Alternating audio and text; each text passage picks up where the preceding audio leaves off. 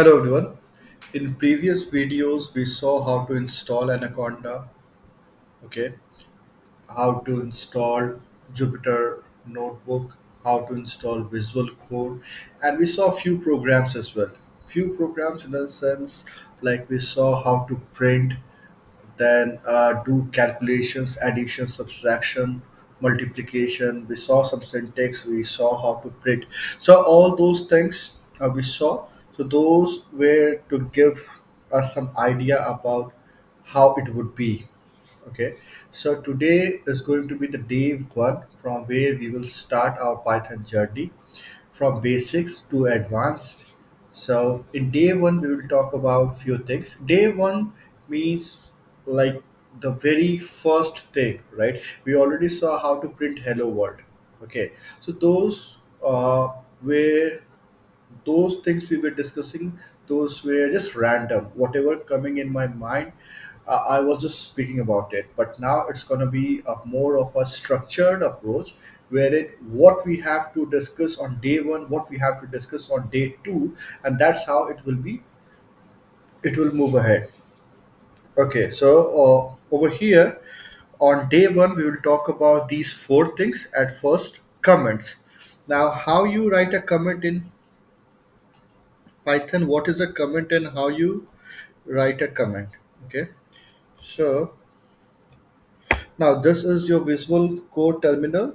I believe everyone knows how to open it up. Okay, your files should be saved by .py extension. Now, wherever you see this has, this is called has, and whatever you write after this has is comment. This is Python. Okay. Now, whatever you write after this has is a comment. Computer understand it as comment, so it doesn't execute it. Okay. Now, for example, if I just write print, it will start executing from here, but it will leave the line that I wrote at first. Okay. See, I printed hello. Okay. So I'll talk in Hindi.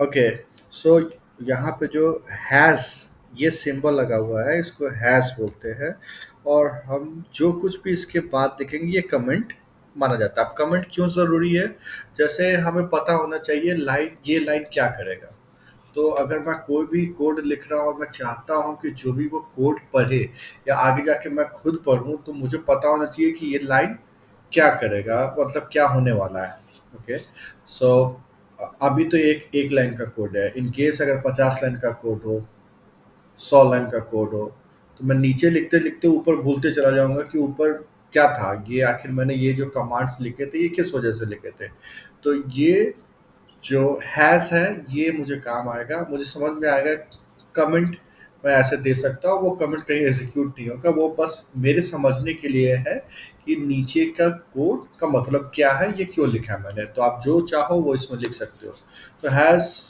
करके आप comment लिख सकते हो multiple has भी होता है multiple जगह भी आप मल्टीपल लाइंस ऑफ कमेंट्स भी होते हैं आप बार बार हैश लिख के बार बार अपने नए नए कमेंट्स लिख सकते हो हैश लिखने के बाद कमेंट लिख के फिर आप हैश दे सकते हो तो वो सारी चीज़ें आप देख सकते हो तो आगे बढ़ते हैं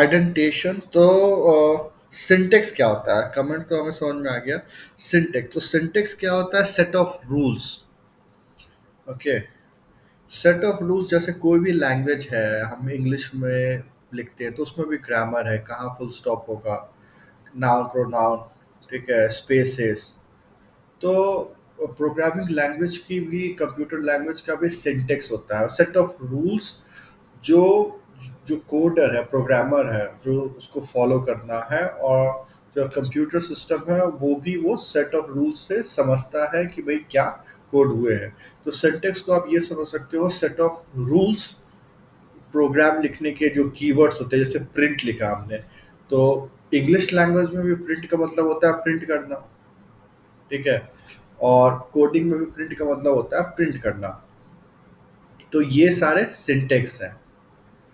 अब कोई दूसरा लैंग्वेज आया हिंदी वाला, तो हिंदी में प्रिंट, प्रिंट ही नॉर्मली हम लोग बोलते हैं, लेकिन अगर कोई दूसरा लैंग्वेज होता, ठीक है, तो ये सारे जो वर्ड्स हुए, print, if, for, while, do while, okay, syntax उसका फॉर्मेट हुआ।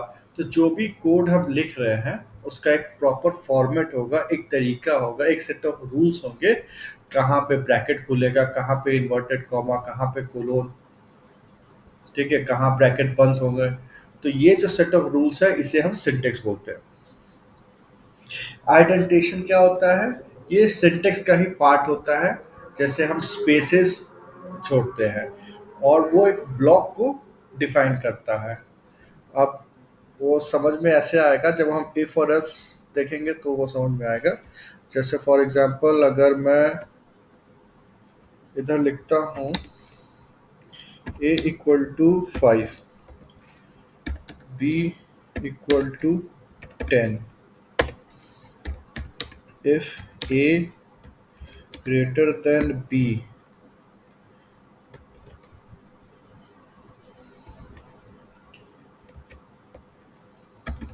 print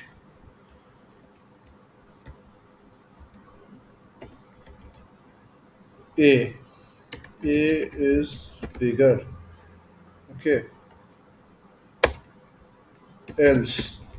अब ये जो else है ये यहाँ पे आया, लेकिन सिंटेक्स के हिसाब से, आइडेंटिटेशन के हिसाब से ये इसके नीचे होना चाहिए, तभी वो उसे समझ में आएगा। तो ये इफ एग्जैक्टली यही ब्लॉक को रिप्रेजेंट कर रहा है, तो ये हुआ आइडेंटिटेशन। ये जो स्पेसेस हमने छोड़े हैं, else B is bigger, okay. अब यहाँ एक कंडीशन भी हो सकता है, ए इक्वल टू बी भी हो सकता है, तो वो हम आगे समझेंगे जब हम इफ एल्स देखेंगे, इफ एल्स एल्स इफ। तो यहाँ आया बी इज बिगर और बी बिगर था। अब इसको रिवर्स करके देखते हैं, ए को कर देते हैं 50, फिर देखते हैं आउटपुट में क्या आता है, ए इज बिगर। तो ये हुआ हमारा कोड। अब इस पे हमें अगर कोई कमेंट लगाना है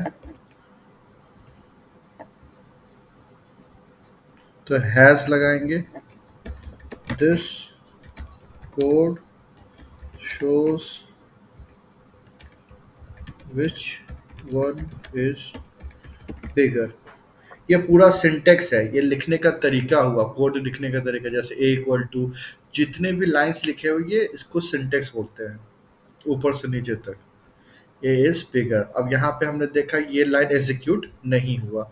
अगर यहाँ से ये हैज हटा देते हैं तब सिस्टम को समझ में नहीं आएगा कि ये इसने क्या लिख दिया, तो यहाँ पे आ जाएगा अब एरर।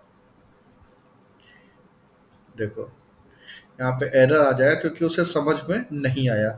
तो यही सिंटेक्स है कि सिस्टम अच्छे से समझ ले कि हमने जो लिखा है उसका मतलब क्या है। अब जैसे ये सिंटेक्स बनाया गया है, सेट ऑफ रूल बनाया गया है कि आपको अगर कमेंट लिखना है तो उसके आगे आपको हैज देना होगा, तब कंप्यूटर को समझ में आएगा अच्छा ये कमेंट है, ठीक है।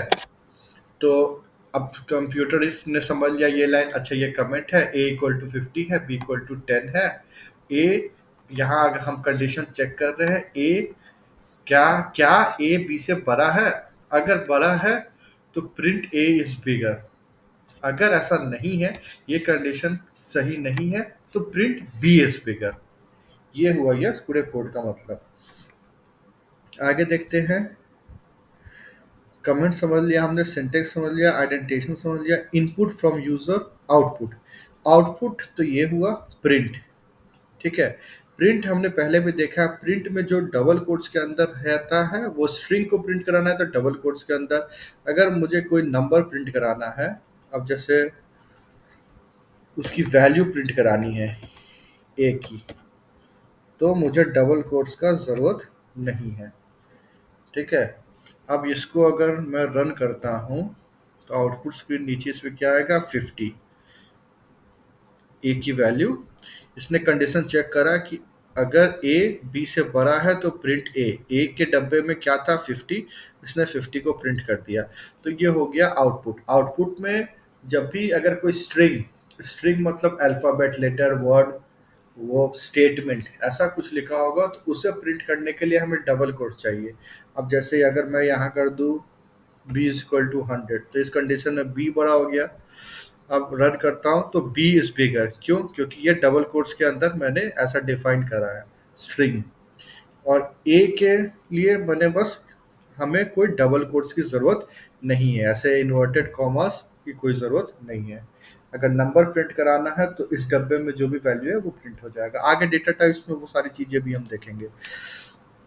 अब एक सबसे इम्पोर्टेंट चीज़, ये तो ए और बी का वैल्यू हमने यहीं डिफाइन कर दिया। अब इन केस मैं चाहता हूँ कि ए का बी का वैल्यू मैं यूज़र से input कराऊँ।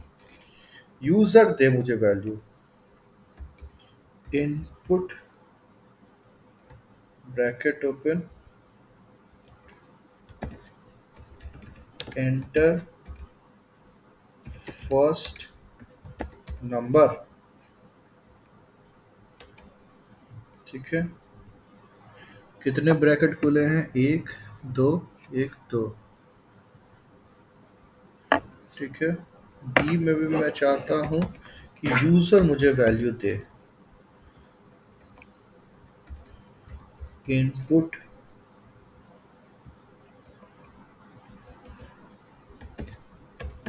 Enter second number.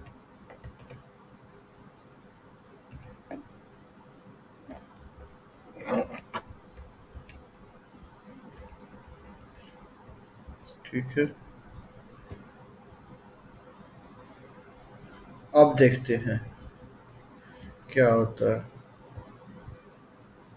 Enter first number 10, enter second number 20।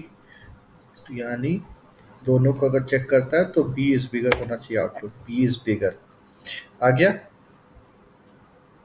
अगर मैं फिर से इसको रन करता हूँ और यूज़र के पास ऑप्शन है वैल्यू देने का, चलो फर्स्ट नंबर एंटर करो, यूज़र से मांगा, यूज़र ने दे दिया इस बार फर्स्ट नंबर 50 और सेकंड नंबर दे दिया 20। तो ए बड़ा या बी बड़ा, सिस्टम चेक करेगा और फिर बताएगा। ए 50, ये कंडीशन हमने यहाँ डाला है। If A is greater than B print A के डिब्बे में क्या था 50। ठीक है, तो ये हुआ इनपुट करने का तरीका। अगर हमने कोई भी नंबर को इनपुट कराना है, इंटीजर वैल्यू को, अभी हमने पहले से ही डिफाइन नहीं करा है ए के डब्बे में 50 डाल दिया था या बी के डब्बे में 20 डाल दिया, नहीं। अब हमने यूज़र को ऑप्शन दिया कि आप कंपेयर कर लो, आपको जो भी सा भी नंबर कंपेयर करके चेक करना है। Enter first number 100, enter second number 200, B is bigger. समझ रहे होंगे आप लोग ये चीज़ें। अब जैसे उस टाइम पे हम क्या कर रहे थे, A equal to 2, B equal to 5, तो बस 2 और 5 को कंपेयर करके वो बता रहा था कौन सा बिगर है। बट जब यूज़र से इनपुट ले रहे हैं, ये मोर ऑफ अ डायनामिक वे है, जहाँ पे आपने बस एक डब्बा बना के छोड़ दिया। अब यूज़र से आप इनपुट ले रहे हो कि ए के डब्बे में तुम्हें कोई जो भी वैल्यू डालना है तुम डालो, बी के डब्बे में तुम्हें जो भी वैल्यू डालना है तुम डालो। अब ये कंडीशन है, ए और बी को चेक करेगा और जो भी उसमें बड़ा होगा उसको प्रिंट करेगा। हमने यहाँ डाला प्रिंट ए, यहाँ डाला बी इज बिगर, यहाँ भी डाल सकते हैं ए इज बिगर, तो हमें ये डबल कोट्स में डालना होगा। अगर यहाँ डबल कोट्स लगाते हैं और लिख देते हैं ए इज बिगर, तो हम ये लिख सकते हैं ए इज बिगर और इसको बंद कर दिया। ठीक है, अब हम जल्दी से एक बार चेक कर लेते हैं ए या बी को। Enter first number 100, enter second number 50, A is bigger, A is bigger. Okay, सत श्री अकाल, आदाब, सलाम। अब मिलते हैं नेक्स्ट वीडियो में। Thank you.